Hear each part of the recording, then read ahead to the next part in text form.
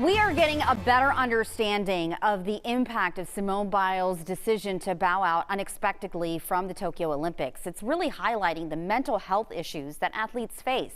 I spoke earlier with a sports psychologist who's an Olympian herself to get insight on how her decision is actually monumental.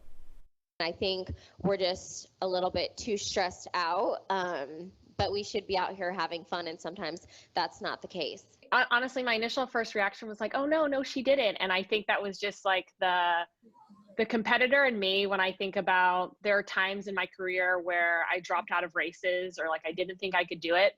And a lot of times there was some regret in that moment, like, did I make the right decision?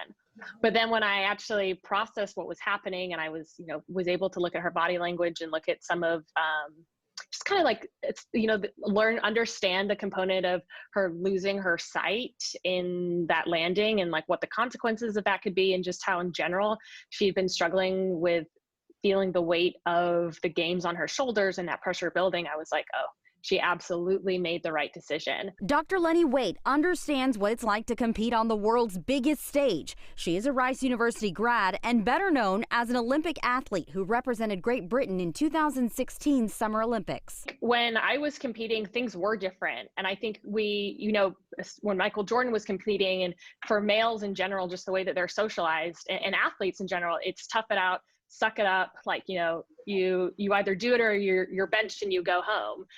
But that's not necessarily right. And I think we're seeing a challenge to that narrative that has guided performances in the past. She hopes athletes will now get the mental help earlier in their career. If I would have known when I was competing, it's okay to raise your hand and scream mercy. It's okay to take a step back instead of pushing and pushing. And people, they burn out, they give themselves chronic fatigue syndrome. And this is a step in saying, hey, we don't have to do that. You can have great performances, a great sustainable career, and find some kind of mental balance with that physical excellence.